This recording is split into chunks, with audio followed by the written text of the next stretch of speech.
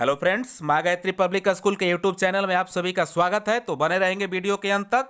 आज हम चलते हैं हिंदी के कुछ टॉपिक लेकर के आए हैं जिस पे आज हम परिचर्चा करेंगे।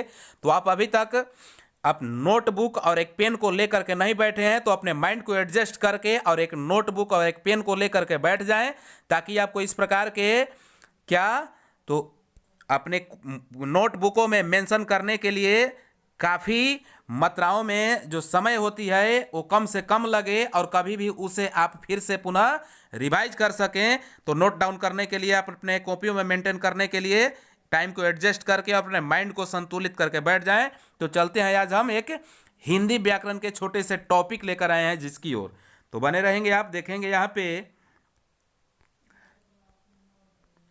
हिंदी व्याकरण जैसा यहाँ पे है, नोट डाउन किया गया है कि हिंदी व्याकरण के बारे में हम इसमें डिफाइन करेंगे, उनके परिभाषा के बारे में हम उसमें डिफाइन करेंगे और उनके भेद के बारे में फिर हम उनसे डिफाइन करेंगे कि उनके भेद क्या हैं और उनके कुछ उदाहरण होते हैं जिसके बारे में हम डिफाइन करेंगे। तो चलेंगे, हम आगे की ओर बढ़ेंगे, देखेंगे कि हिंदी व्याकरण क्या है। जैसा कि यहाँ पे मेंशन किया गया है कि हिंदी व्याकरण क्या है, तो आप ध्यान देंगे कि हिंदी व्याकरण वह शास्त्र है, यानी कि हिंदी व्याकरण वह एक शास्त्र है, वह एक ग्रंथ है जिसके द्वारा भाषा के शुद्ध स्वरूप या प्रयोग का ज्ञान होता है।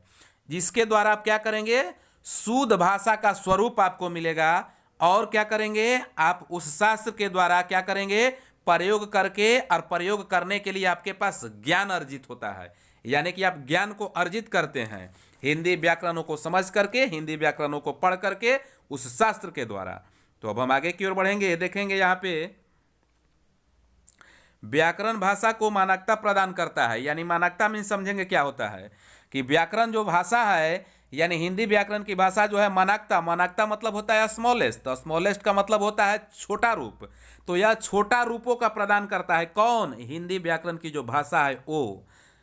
अब आगे देखेंगे कि आए दिन भाषा में होने वाले परिवर्तनों से बचाकर उससे अस्थायी रूप प्रदान करता है।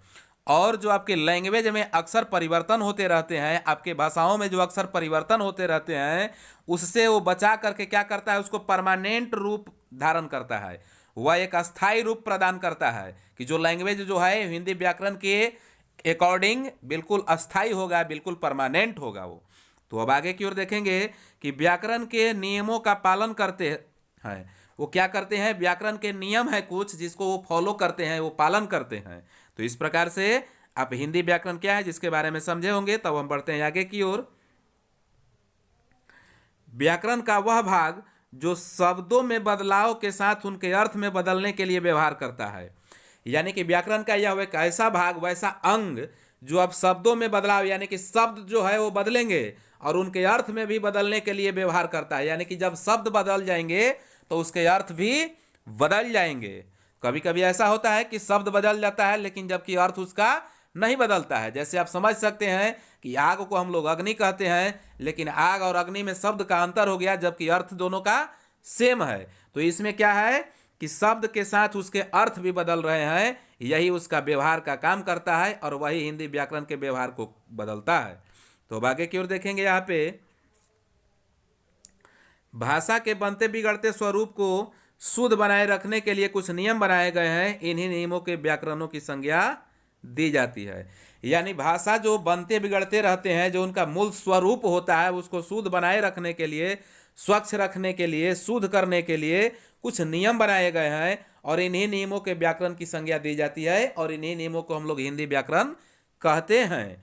तो आई होप हम समझ गए होंगे कि आप हिंदी व्याकरण की परिभाषाओं को अच्छी तरह समझ गए होंगे कि व्याकरण क्या है, हिंदी व्याकरण क्या है, जिसके बारे में यहाँ पे नोट डाउन किया गया था।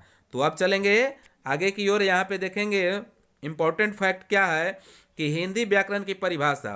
आपको हिंदी व्याकरण के बारे में जानकारी मिल गई। अब चलते हैं परिभाषा की ओर, जो सटीक इसके परिभाषा है जिसे यहाँ पे नोट डाउन किया गया है। तो आप भी अपने कॉपी में नोट डाउन करेंगे इसे। तो चलेंगे कि व्याकरण शब्द का शाब्दिक अर्थ है। व्याकरण शब्द का शाब्दिक अर्थ क्या है, शाब्दिक का मतलब कि व्याकरण शब्द का जो अर्थ है वो क्या है।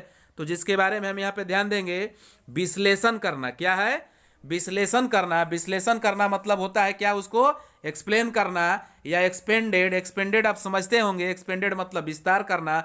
और एक होता है संश्लेषण, संश्लेषण को आप समझते होंगे, संक्षेपण यानी मिला करके जब हम किसी शब्द को जोड़ लेते हैं तो संश्लेषण कहलाता है, और जब उसको हम फैक्टर बाय फैक्टर अलग कर देते हैं वह विश्लेषण कहलाता है। यानी विस्तार करना इज इक्वल टू विश्लेषण करना, और एक में जोड़ देना इज इक्वल टू संश्लेषण करना। तो ये विश्लेषण करना है, व्याकरण जो है विश्लेषण करता है, इसका शाब्दिक अर्थ है विश्लेषण करना। और व्याकरण भाषा का विश्लेषण करके उसकी रचना को हमारे सामने स्पष्ट करता है। जो व्याकरण भाषा का विश्लेषण करके और उसकी जो रचना है, उसकी जो बनावट है, वो हमारे सामने स्पष्ट करता है कि उसकी जो स्थिति है वो क्या है। तो अब हम बढ़ेंगे आगे की ओर, ध्यान देंगे यहाँ पे, और उसमें हम डिफिनेशन की ओर चलेंगे। एक छोटा सा और डिफिनेशन, अगर वो आप नहीं समझ पाए होंगे तो देखते हैं यहाँ पे कि व्याकरण वह शास्त्र है, शास्त्र का मतलब ग्रंथ आप समझ सकते हैं, कि व्याकरण वह एक ग्रंथ है या वह एक शास्त्र है जो हमें किसी भाषा के शुद्ध रूप को लिखने और बोलने के नियमों का ज्ञान करवाता है। यानी कि व्याकरण एक वैसा ग्रंथ है, व्याकरण एक वैसा शास्त्र है जो हमें किसी भाषा के शुद्ध रूप को लिखने के लिए और शुद्ध रूप को बोलने के लिए नियमों को ज्ञान करवाता है। उसी को हम लोग हिंदी व्याकरण कहते हैं। तो अब हम चलेंगे आगे की ओर। अब यहाँ देखेंगे कि व्याकरण के कुछ अंग हैं जिसके बारे में हम यहाँ पे नोट डाउन किए हैं कि भाषा की सबसे छोटी इकाई ध्वनि है। आप ये भी याद रखेंगे कि जो भाषा की सबसे छोटी इकाई क्या है, तो ध्वनि है। अगर आपको ध्वनि नहीं याद हो तो आप उसे स्वनिम कह सकते हैं। स्वनिम इज इक्वल टू ध्वनि, या ध्वनि इज इक्वल टू स्वनिम। ये दोनों एक दूसरे के साइनोमस हैं। साइनोमस अगर नहीं समझ में आए तो एक दूसरे के पर्यायवाची हैं।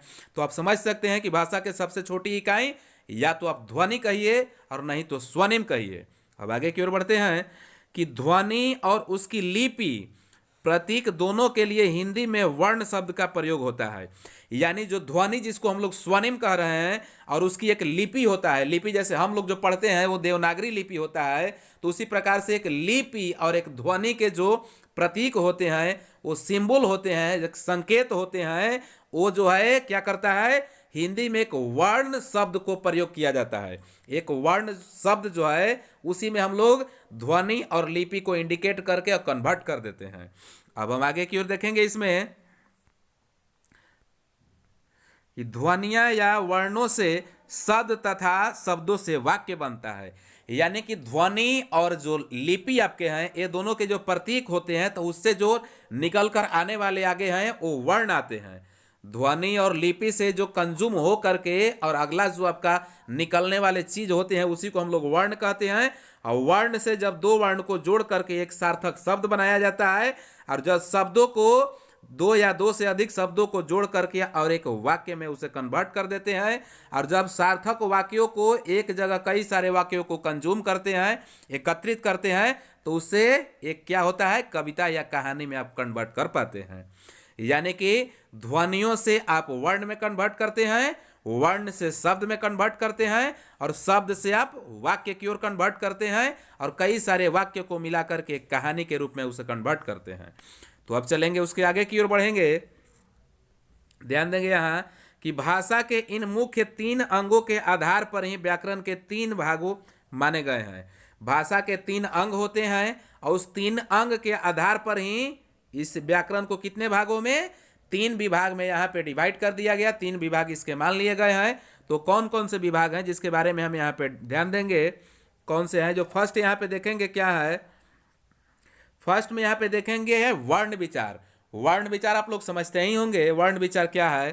तो वर्ण विचार के अंतर्गत वर्ण, उसके शब्द भेद जिसको हम लोग बोलते हैं, उसके भेद, आकार, उच्चारण, उनके संयोग या मेल के नियमों आदि पर विचार किया जाता है। यानी कि वर्ण विचार जो है, आपके वर्ण विचार में किस किस चीज पर विचार होगी, ध्यान दीजिए कि वर्ण विचार में जो वर्ण हैं और उसके जो भेद हैं और उसके जो आकार हैं और उसके जो उच्चारण हैं, उनके संयोग या मेल के नियम आदि पर विचार किया जाता है, वही आपका वर्ण विचार कहलाता है। तो आप समझ गए होंगे वर्ण विचार क्या है। अब हम आगे की ओर बढ़ेंगे शब्द विचार की ओर। तो आप ध्यान देंगे यहाँ पे शब्द विचार की ओर देखेंगे, जैसा कि यहाँ पे नोट डाउन किया गया है कि इस विभाग के अंतर्गत शब्द, उसके भेद, उत्पत्ति, रचना तथा रूपांतर आदि के नियमों आदि पर विचार किया जाता है। यानी कि शब्द विचार में हम क्या करते हैं कि इसके विभाग के अंतर्गत में शब्द है, उसके विभेद है, भेद है, उत्पत्ति है, रचना है तथा रूपांतर आदि के नियमों आदि पर विचार किया जाता है। यानी शब्द से रिलेटेड चीजों पर विचार किया जाता है शब्द विचार में। अब हम आगे की ओर बढ़ेंगे, अब देखेंगे वाक्य विचार की ओर बढ़ेंगे। जैसा कि यहाँ पे है कि वाक्य विचार जैसे हम लोग समझ सकते हैं, ये सेंटेंस है जिसको हम लोग सिंटेक्स कहते हैं।